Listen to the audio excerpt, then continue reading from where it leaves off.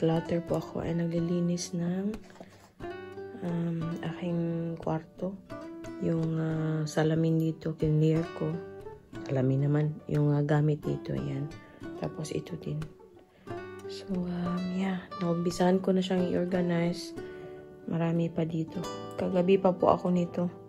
Pero since work tayo, ituloy na naman natin mamaya. Good morning sa inyong lahat. Lunchtime. Ayan.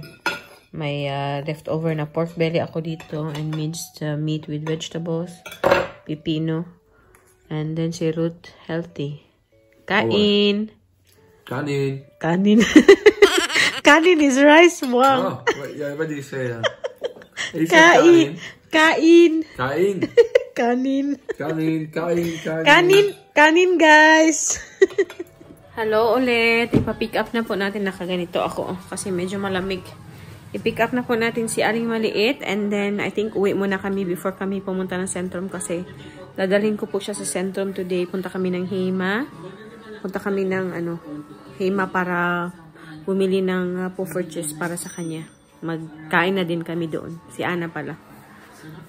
Yun ang plano natin, guys. Ayan, naka-ano lang din ako. Naka-jeans. Ginanyan ko yung niya. Tapos mag-sandal lang tayo. Ayan.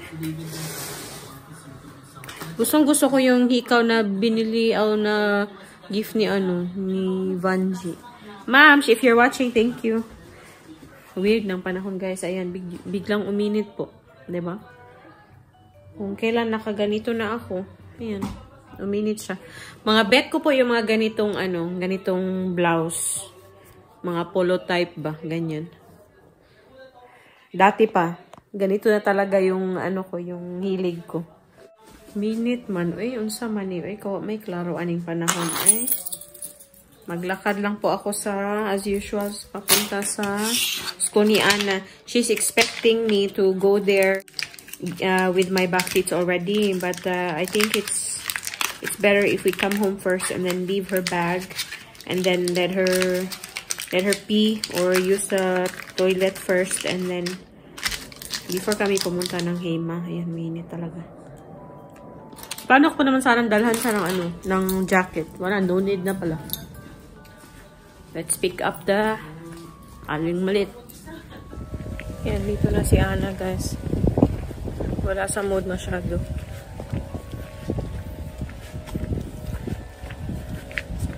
Nakikipag-away siya sa akin. So, sabi ko, hindi na lang kami alis. Pero, nagalit din kasi gusto niya talagang umalis. Yan, nagbihis ako, guys, ng t-shirt kasi biglang uminit. Mainit na ngayon. And dito na si Aling Maliit, pinawiwi ko muna before kami aalis. So, alis na po kami. Kita-kita na lang po tayo doon sa Centrum.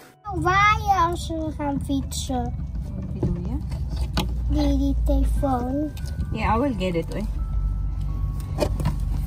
Als wij gaan die dat doen, dan als we deze vast, dan ga je die uitzetten. Sige na, pagbabay na nila. Doei, guys. Doei, guys. See you later.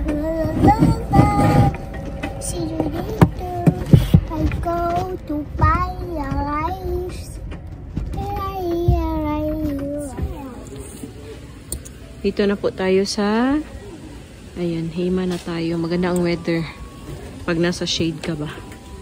Careful. Boven zijn niet de laatste eten. Nandito na kami sa baba. Excited na siya sa kanyang puffertjes. Yung mini pancakes ba? Get a seat lang. Find a seat ka. Nandito na po yung Kinder menu ni Ana. Mini menu yan. May puffertjes siya. Tapos may run niya. And then may mask siya. Na pwede niyang, pwede siya mag-color. Met deze been. Yeah, just like that. Nou kan je deze doen. Yeah. Just choose another color na lang. Ja?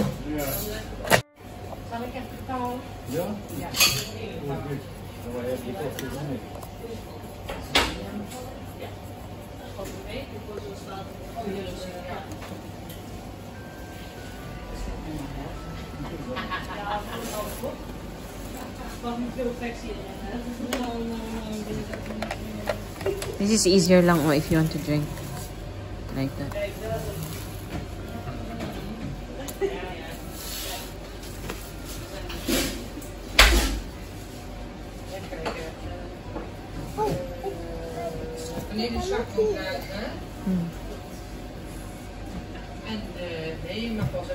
No, just leave your bag there. Just put your bag.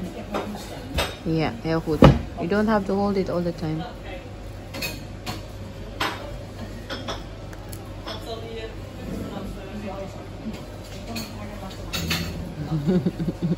Is lekker? Dat is aardbei en frambozen. Ja, dat is lekker hè. Dat is ook ranje. Ja, maar kijk eens. Ja, aardbei en framboos. Dat klopt hè. Nee. Nou, als je aardbei en framboos doet, even roeren, dan wordt het oranje. Yeah. She said if you mix framboos and strawberry, it becomes ranja. Ayo close. Ik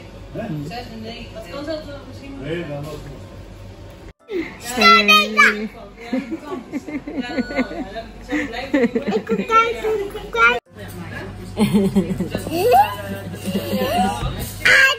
Tapos na po kami doon sa Hema. Punta kami ngayon sa Atos. Iwaktas ka. Pasok tayo sa Atos. Maghanap ako ng tea tree oil na sabi ni Miss Celeste and also yung aloe vera gel. Yeah. Ayan, nandito ako sa pang hair color. Ito lang yung akin. I-try ko to siya. And then may CeraVe pala dito. Dito na rin ako bibili next time pag naubusan na. Cetaphil nandito din. Ayun, sale siya dito until 70% na discount. Tapos na po kami sa Atos and lakad na kami papunta sa Zeeman. Ang ganda ng weather, no? Ayan, tapos na kami dito sa center. Mama, kijk eens naar mij. Je mag deze kant doen. Is that tight? No, it's not tight. Yeah. And then, uwi na po kami. Nice talaga ng weather ngayon, tapos windy pa. Uwi na tayo kasi gusto nang umuwi nito eh. A few moments later. Hi! Bahay na po tayo. Grabe, kainit. Super opposite ng weather kanina. Grabe, kainit. Nakita nyo kanina, pumunta po kami ng Hema. After ng Hema, pumunta kami ng Atos. Hindi na lang kami nag-crowd vat. Sa Atos. And then, nagpa-change kami kasi nanalo kami ng 20 euro ba? Sa lottery, 20 euro. So, isang card po, 20 euro. So, pinapalitan ko na lang. So, binigyan ako ng 2 card for this month. Yung draw date is 10th ng September. And then, yung isa naman, ano ba to? Netherlands Lottery.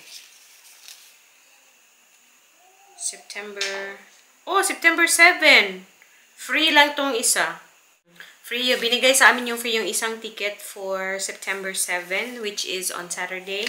And then yung isa, ito yung for 10th September. So, agoy. Baka manalo tayo ba? Makauwi tayo ng Pilipinas ng wala sa oras ba? And kanina, pumunta kami ng Atos. Ito yung binili natin. Bumili na naman ako ng isa pang ipit. Ito. Para sa sasakyan. Char. Lagi ko kasi nakakalimutan. Tapos, ito yung nakuha ko kanina. Atos siya na, sa Atos mismo. I-try ko siya. Ano siya? Dark blonde. Kasi magpapa-haircut po ako sa Wednesday. So, after Wednesday ko na siya Wednesday evening ko na siya i-apply. Tapos, Thursday, pirahan tayo. Diba? Para natin pinaghandaan talaga yung operasyon. Tapos, bumili ako Miss Celeste ng tea tree oil. Yung tea tree oil niya. Buy one, take one. So, yun, i-apply ko siya sa mga scratches ni Ana and also sa mga niya.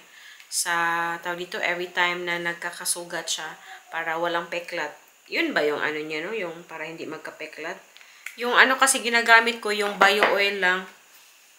Tapos si Ana, binigyan ng ng candy doon sa lottery shop, yung sa cigarette shop. Yun lang yata. Tapos pumunta kami ng ng Zayman din. Pumunta kami doon para matingin-tingin kasi naghanap ako ng yung black na sando ba. Wala man akong okay na nahanap doon. Sa Hema na lang, may nakita ako doon before ako napunta ng Zayman. Usually kasi Zayman, mas mura po. Hema is okay, maganda yung quality, pero mas mahal siya. So, doon ako sa Zayman, kaso wala. Balikan ko po yung nasa Hema. Pagkatapos ng Zayman, pumunta din po kami ng Scapinos, yung sa shoe shop. Pero wala man kami nakita doon. Cute lang ni Ana doon ba? Sabi niya, gusto mo ba to? Oh, sige, yeah, that's nice. Sabi ko, bibilhan mo ba ako? Sabi niya, of course. Sabi ko, wala ka bang... Tapos may pera ka. Sabi niya, wala daw. Ang cute ng batang ko. Tapos na siya guys, na-bored na siya doon. Hindi talaga to para sa sa shopping pa. Gusto na niya umuwi. So, pag ganyan na siya, madalian, umuwi na kami. Kasi alam ko na, magiging irritable yan doon. So, before pa mangyari ang episode na yan, uwi na tayo. Pagod daw siya. Matutulog yan. Ayoko na sana siyang matulog, pero kung matulog siya, hayaan ko. Mga 30 minutes, 1 hour. So, yun lamang po yung aming ganap doon sa center. Thursday ngayon, supposedly may klase ako, pero hindi po ako pumasok kasi may lakad yung aking mother-in-law. So, hindi niya mapipick up si Ana sa school. And yung klase ko, 1 o'clock nagsa-start. So, malilate ako. 2 o'clock kasi yung pick-up time ni Ana. Pag pumunta pa kasi ako sa klase, magsistay lang ako ng mga 20-30 minutes doon. Mababike na naman pabalik dito sa amin. Pick upin si Ana. Mababike na naman pabalik doon sa school. And dadalhin ko siya sa klase ba. Tapos, 1 hour lang siya pwede doon. Alis na naman. So, I told tapos magtatrabaho din ako kaagad. Pagkatapos, so, parang sobrang hectic na siya ba. Sabi ko sa teacher ko, pasensya na, medyo busy lang talaga yung araw na. Sabi niya, wala naman ng problema yung teacher ko. As long as ka lang ba, magsabi ka ahead. So yun yung po ganap namin. Maganda yung weather. So later, si Ana maglalaro siya sa labas. And in the meantime, po muna tayo. Relax po muna kaming dalawa ni Ana, no? Balikan ko po kayo mamaya pag nagluto tayo ng dinner. Yan kinunan ako ng ice cream. Kasi gusto niya mag-ice cream, biglang pumunta doon para kumuha. Tapos binigyan ako para makakain talaga siya. Marokoy ay. Pasensya niya na naman yung bra ko, tinanggal ko. 1 eternity later. End up getting burgers, guys. Kain. Diet, kanin. Diet. Kanin. Kanin. Ana, say kanin. Kanin. Don't dip it to the water. Niyabag, nagduwa na. Ito yung kapag kain namin. Keep nuggets kaya Ana, fries, and then may burger kami ni Ruth. Kain! Sama kain!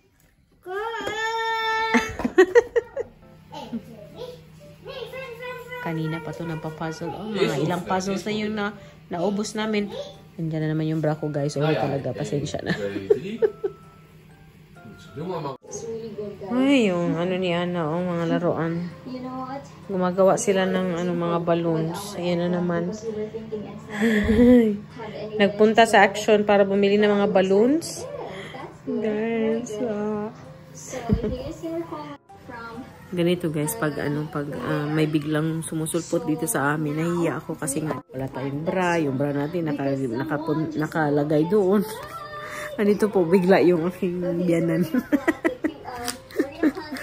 Ay nako. Ano pa kung kaibigan, kasi may kaibigan si Ruth na bigla ding sumusulpot dito ba. Minsan nahihiya ako.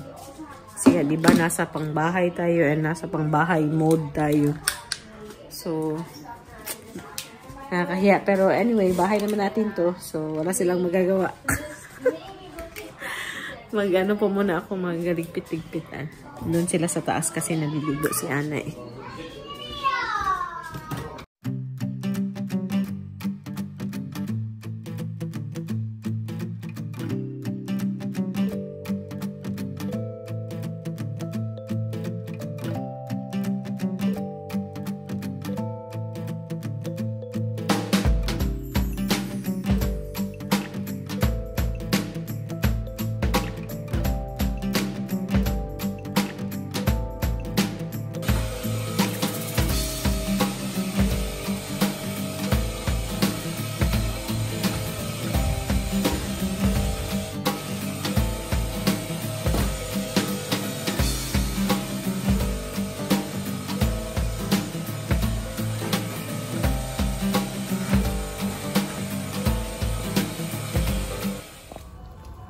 Kamustahin natin tong ating talong. Ayan, nakalabas na talaga siya. Yung pinakita ko dati. And then, yung isang malaki. Ayan na. Sana hindi ito kainin ng snail.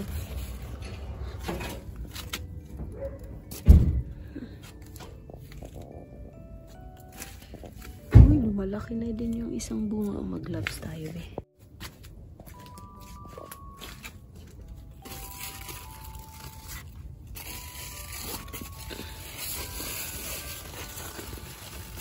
Yan, malaki. Tapos dito. Marami pa din siyang bulaklak.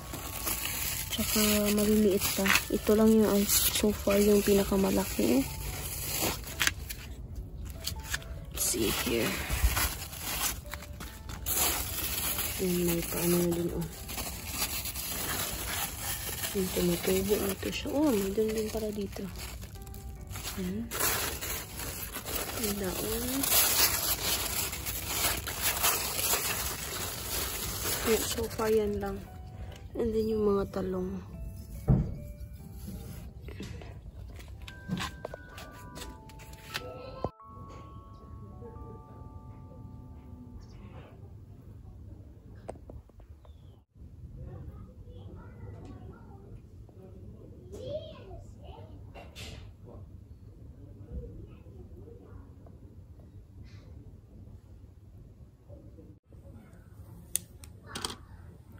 Yan, tapos na maligo si Ana, guys. Nada-dry na sirot sa buhok niya. Dito nga ako sa sa garden para manghinan tayo. Press kung hangin dito ba. And I think hindi ko na po pahabain yung ating pa-video, no? Kasi wala talaga kaming ganap. Yung lang lumabas kami ni Ana sa sa Centrum katapos ng school. Ruth is free tomorrow kasi nga nag-leave siya bukas kasi supposedly bukas yung aking hand surgery. Pero kay ni-reschedule nila to next week. So, hindi na pwedeng bawiin ni Ruth kasi pupunta na yung papalit sana sa kanya tomorrow ba. Naka-schedule na siya. So, yun. Hindi ko alam anong gagawin namin bukas kasi after 2 hours na ako magtatrabaho. So, may time kami. We shall see kung anong ganap bukas. So, yun na lamang po. Maraming salamat sa panonood and kita-kita na naman tayo sa susunod na video. Maraming salamat. Duy! Mush mush babush! Mush mush babush! Nay! Nay! Okay, duy duy!